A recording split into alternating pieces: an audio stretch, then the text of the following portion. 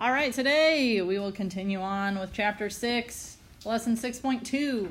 Today we are going to analyze the factored form of a polynomial and write a polynomial function from its zeros.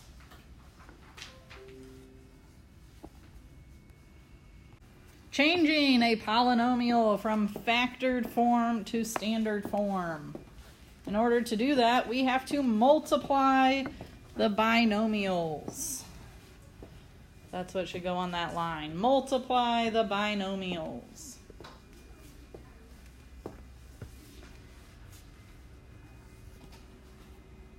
We'll just put both examples up already. So on example 1, we have to multiply the binomials. You can only multiply two things at a time. So it's up to you if you want to start with the first two binomials or the second two binomials. Either way, your answer should come out the same in the end. Personally, I prefer to multiply the second two binomials together first.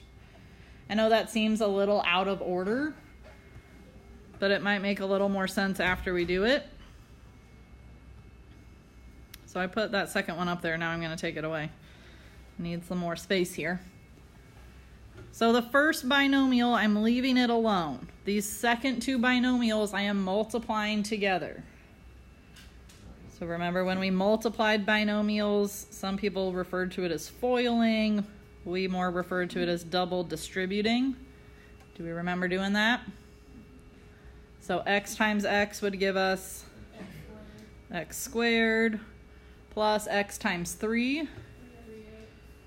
Okay, so then we're on to the 2. 2 times x is 2x, and 2 times 3 is 6. What can we do inside that second set of parentheses? Combine like terms. So the x plus 1 is still hanging out in front. And then in our second set of parentheses, we have x squared plus 5x plus 6. So we are about halfway done. Now we have to multiply this binomial in the front to this big trinomial in the parentheses. We still are going to use the same strategy of double distribute. So we are going to take the x and multiply it to everything in that trinomial. Then we're going to take the 1 and multiply it to everything in the trinomial. Okay, x times x squared. X cubed plus x times 5x. 5x squared. And x times 6 is 6x. When I do these, sometimes I just do one big old line, but sometimes I like to write like terms underneath the ones that I just wrote. So for example, now that I'm on to the 1, I have 1 times x squared. What is that going to give me? X squared. So I would write that plus or positive x squared underneath my other x squared term that's already there. That just kind of helps me out when I go to combine like terms. You don't have to do it that way. That's just how I like to do it. We multiply 1 times 5x. That gives us a positive 5x. Again, I'm writing it beneath the 6x. And then 1 times 6 is, anybody? 6. We don't have any other constants, so we just put the plus 6 on the very end there. Notice we also don't have anything underneath the x cubed because there were no other x cubed terms. The last thing we have to do is combine like terms. There's nothing to combine with the x cubed, so it just comes down. Plus, how many x squareds do we have? 6 of them. How many x's? 11. And then there are no constants, so plus 6 on the end there. X cubed plus 6x squared plus 11x plus 6 is the standard form of this original binomial multiplication.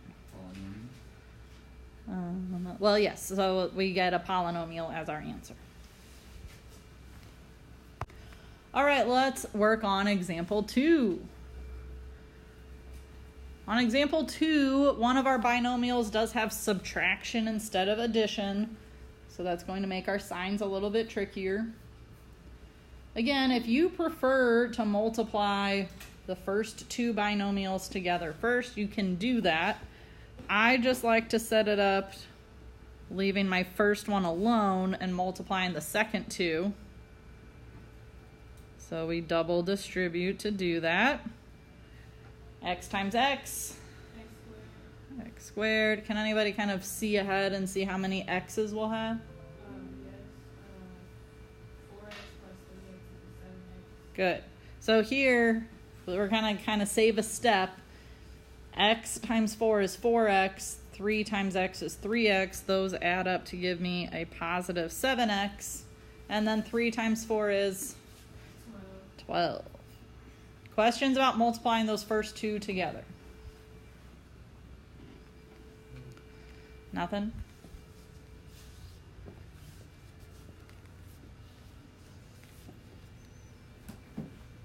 Okay. Then we have to double distribute the x minus 1 that's out in front. So that gets distributed all the way through. And then when we distribute the 1, we actually distribute it as a negative 1. So I'm going to start writing this up here to give myself a little more space. X times x squared. X cubed. X cubed. X times 7x. X be 7x squared. Good. And x times 12 12x. is a positive 12x. Next, we have to distribute the negative 1, so all of our signs are going to change. Multiplying by 1 doesn't necessarily change the numbers, but multiplying by a negative 1 changes the signs. So this becomes minus x squared minus a 7x and minus 12 when we distribute a negative 1. Questions about that part? Last thing is to combine like terms. X cubed has no friends to combine with. 7x squared minus x squared gives us 6x squared. a positive 6x squared. 12x minus 7x 5x. is a positive 5x. The minus 12 has nothing to combine with, so it stays put.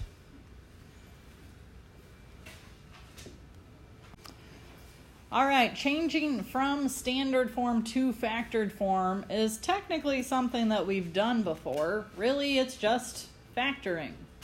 We spent lots of time doing that. Our first step was always to look for a GCF and then figure out how to factor it some other way. Sometimes we were able to do the difference of 2 squares. Sometimes we could go straight to our parentheses. Sometimes we had to do bottoms up. Do we remember doing all those different types? Okay, but the first thing was always a GCF. So we're in standard form. We're looking at this polynomial on number 3. What do all 3 terms have in common? X, but also a 2. Okay, so I'm going to take away number 4, so we've got a little space here. We can factor out a 2x. Move that down just a little bit. What goes inside the parentheses is what we have left when we divide each term by that GCF. Now, one of our biggest issues when we factored out a GCF is people did not write it as part of their answer. That 2x has to be part of our answer. It's got to be out in front of those parentheses. Okay, 2 divided by 2 is 1.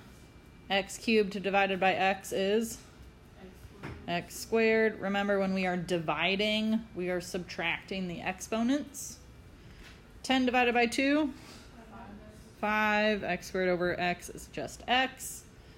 On our last term, the x's cancel each other out, and 12 divided by 2 is plus 6. I'll move that parenthesis in a little bit.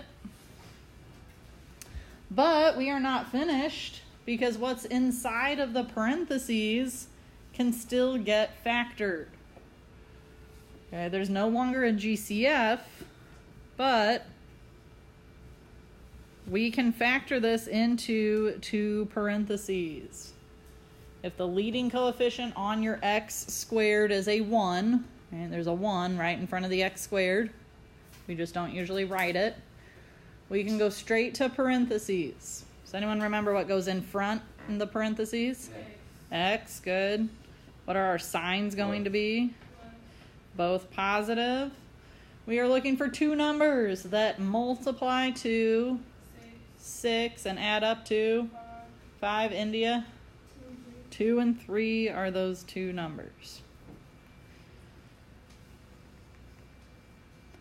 Now we are finished. This is factored form. Nothing can be factored any further.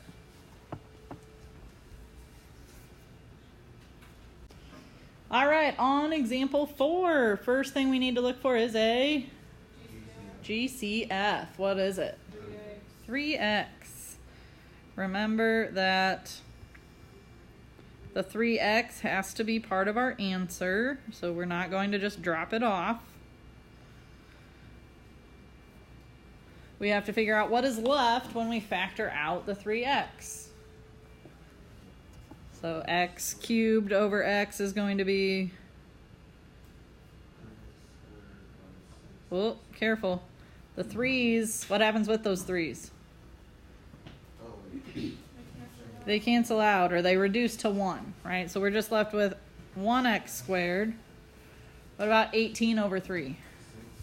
6. So good, minus 6x. And then finally, plus 8. Those x's on the end cancel each other out. Move my parentheses in a little bit. We're not done though, because now what's in those parentheses can get factored further into 2 binomials.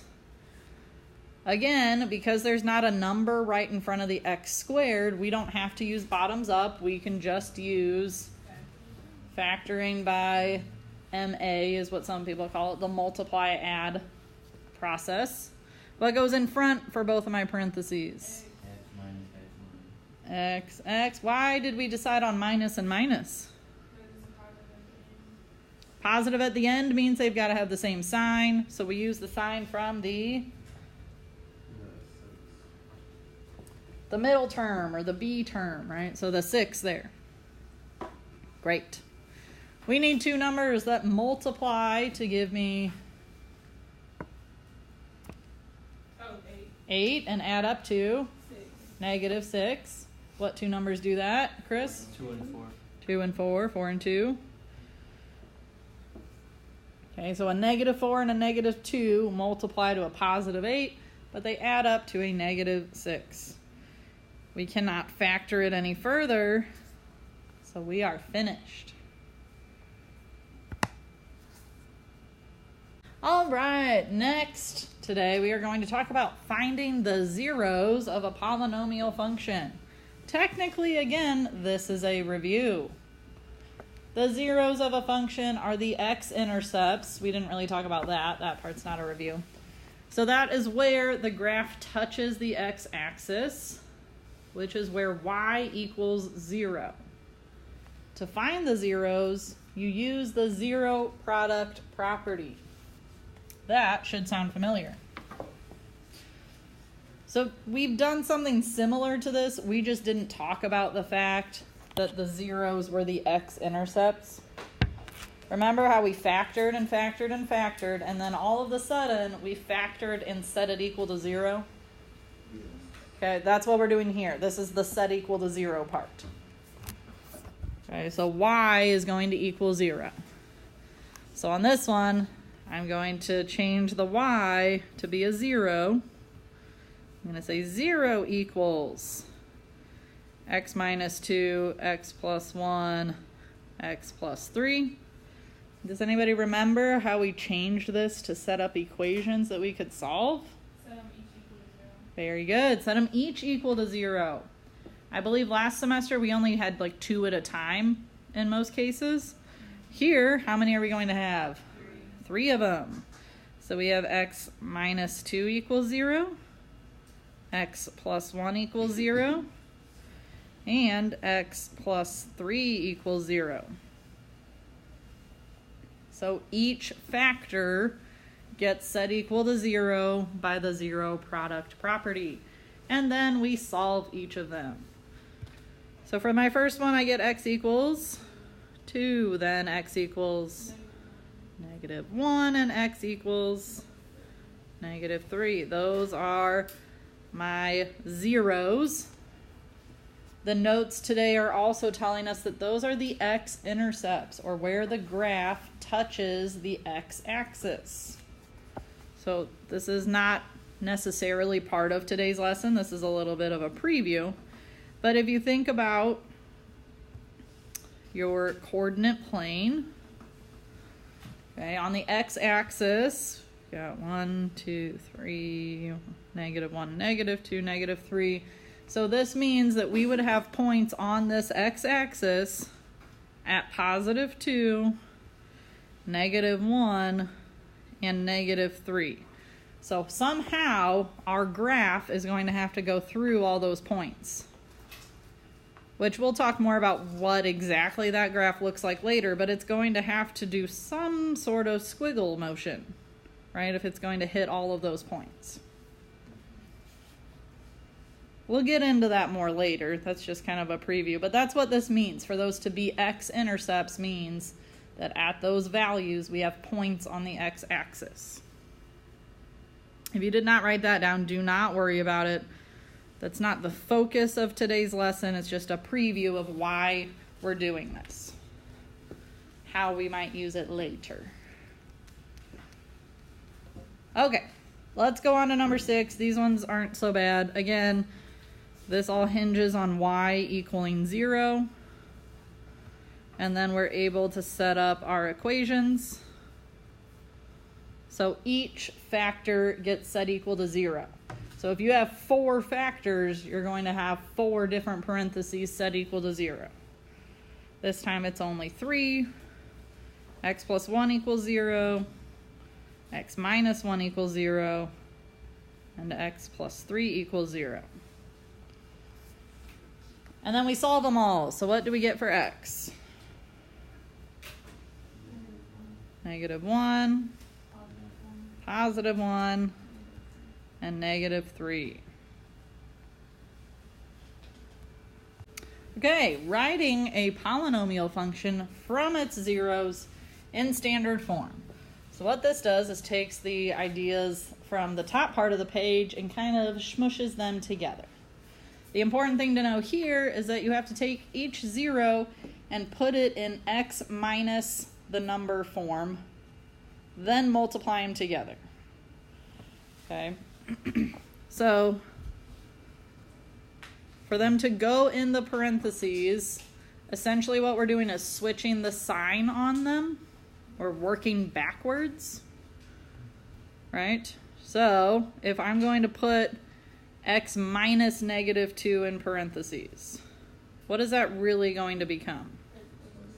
X plus 2. Okay, the x minus 3, that can stay, and then another x minus 3. This is working backwards from what we just did. If we had taken x plus 2 and set it equal to 0, when we solved it, we would have gotten a -2.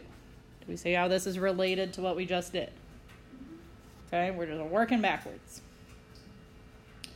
Then the other step of that is to multiply, which is what we did in the very, very, very first part of this lesson. So I'm going to give you a moment to multiply these 3 binomials together. We practiced doing it together a couple times. So you give it a try, and we'll talk about it in just a minute. All right, I'm going to take away number 8 for just a minute. So so that we have room to work out number 7. Again, doesn't matter to me which of these you want to multiply together first. Does anyone want to tell me how they started this problem? You multiplied the last two? Okay. I like it.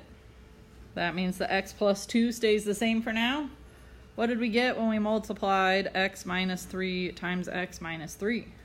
Squared minus 3x. That's what, well, that probably is what you got initially. I want like after you combine like when, terms. Yeah. So we would have gotten minus 3x minus 3x. So that would be negative 6x. And then what would be on the end? 9. A plus 9. Okay, so if you multiplied x minus 3 times x minus 3, after you combine like terms, you should get x squared minus 6x plus 9. We still have to multiply that by x plus 2.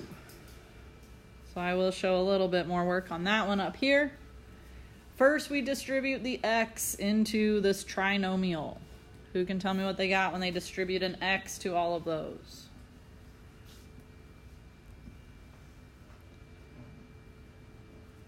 So when we take x and distribute it to the whole trinomial.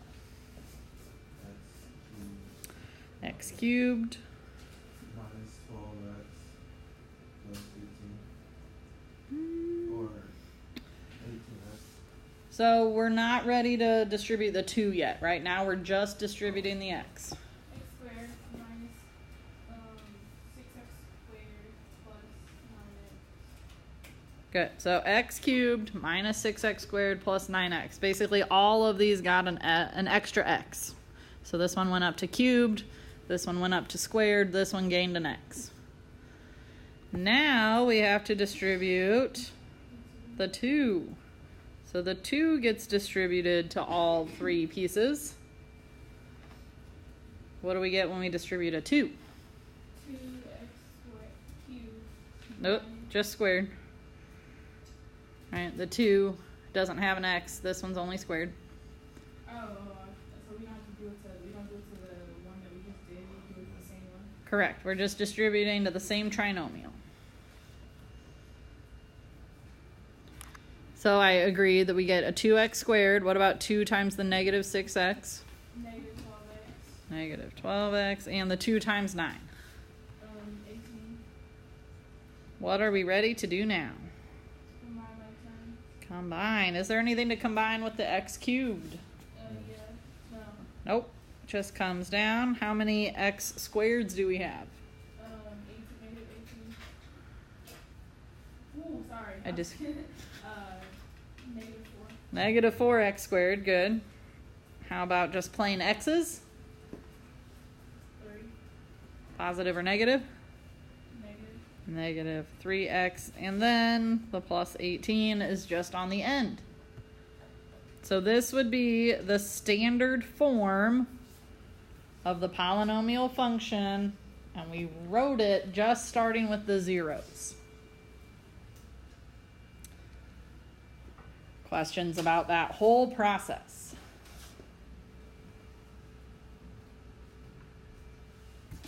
Okay. All right, our zeros for number 8 are 2, negative 3, and 0. So when I'm writing that in the binomial form, I write x minus that number.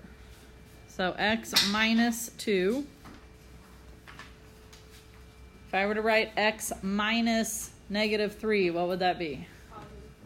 Good, x plus 3. And then the last term, well, it needs to be there. So x minus 0, how could we write that a little bit simpler? Just x, right? X minus 0 is the same thing as just x. Now on this one, I'm going to switch up my strategy a little bit. And here is why. Usually I was multiplying the last 2 binomials together. This time, the last set of parentheses is not even a binomial anymore. It's just a monomial. So on this one, I prefer to multiply the binomials together first, and then I just have to distribute the monomial. Again, it's multiplication, so it's commutative. You can do it in whatever order you want. Okay, so if you were to do it in a different order, you should still end up with the same answer in the end. So if we're multiplying x minus 2 times x plus 3, we double distribute. X times x gives me x squared. We've got negative 2 times x and x times 3. So if we write that off to the side, we get a negative 2x and a positive 3x. What do those combine to give me?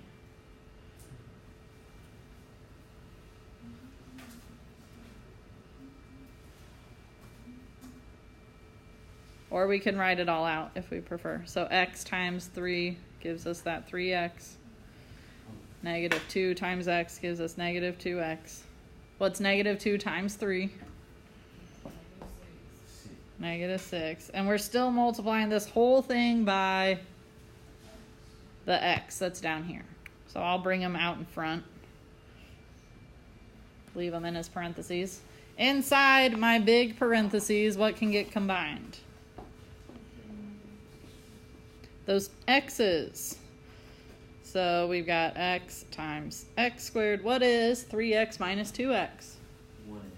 1x. Positive 1x minus 6. The last thing we have to do is distribute this x that's left into the whole thing. So we just distribute it straight through. X times x squared is x cubed, or x to the third. What about x times x? And negative 6 times x? Wonderful. So that is it. That's our answer. So I think it's easier to just distribute the x at the end. If you'd rather multiply it into one of the binomials in the beginning, you can. It's just a matter of preference. All right, our notes say, notice in example 7 that while you were given 3 zeros, there were only 2 distinct zeros, 2 unique zeros, negative 2 and 3. Sorry, this is going to bother me. Okay, there are only 2 distinct zeros. If a factor is repeated, then the 0 is repeated. For example, if you have x minus 3, x minus 3, you're going to get 3 for x 2 times. A repeated 0 is called a multiple 0. We have multiple of them. A multiple 0 has a multiplicity equal to the number of times the 0 occurs.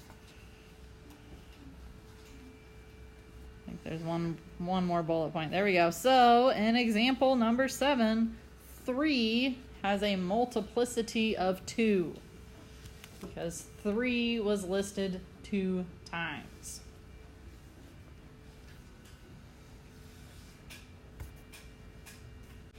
For our last examples, we need to find the multiple zeros and state the multiplicity.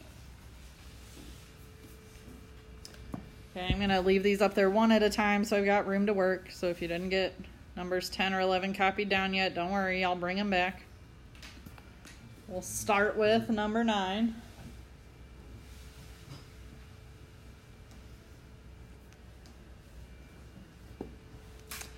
On number 9, we have not seen one written quite like this yet. We've got x minus 2, but we've got x plus 1 cubed. What does it mean to raise something to an exponent?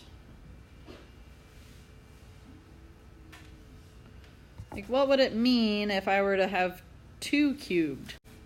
So, if we are on number 9, we're looking at this, and if we wanted to expand out this x plus 1 cubed, what this really means The x minus 2 stays. We have x plus 1 how many times? 3 times. 3 times. All right, so we could expand it out. We would have it written 3 times. When we go to set these equal to 0 and solve it, for x minus 2, if we set that equal to 0, what would the 0 be? What would x equal? 2, okay? But what about for all of these? We would get -1. So when it's asking for the multiple zeros and to state the multiplicity of it, we would have x equals -1. Okay, that is the multiple 0. And we would say it has a multiplicity of what? How many times did we get -1? 3 times. 3. So a multiplicity of 3. So while we did get 2 as a 0, that one was not a multiple 0. So we don't have a multiplicity for it. We're just looking for the ones that occur multiple times. All right, let's just focus on number 10 for right now. This one is not factored for us yet, so we are going to have to factor it. When we go to factor, the first thing we look for is a GCF. What is our GCF? X. What's left when we take 1x out of each of those terms? X squared minus 4x plus 4. Wonderful. X squared minus 4x plus 4. Remember, the x out in front stays there. Then we have to factor this into 2 sets of parentheses. We need 2 numbers that multiply to give us +4, but add up to give us -4. What are those numbers? -2 and -2. Now when we go to set each of these equal to 0, if I set x equal to 0, what's my answer? 0, right? It's already done. What about the next one? 2 and then 2. So which one has a multiplicity? 2. So x equals 2 has a multiplicity of 2, because there were 2 of them. Ooh, I'm running out of room.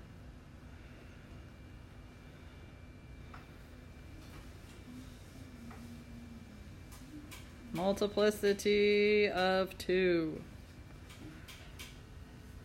And then again, it's nice to know that one of our zeros is 0, but it does not have a multiplicity.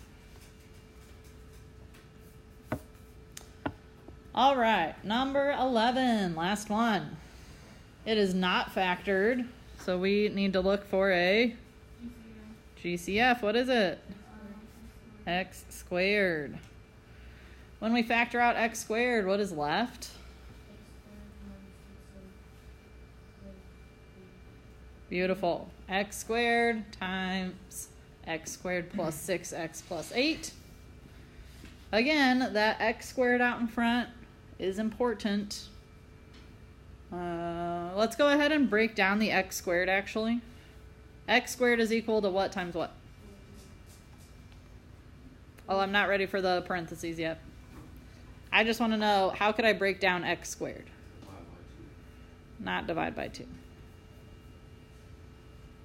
X squared is equal to what times what?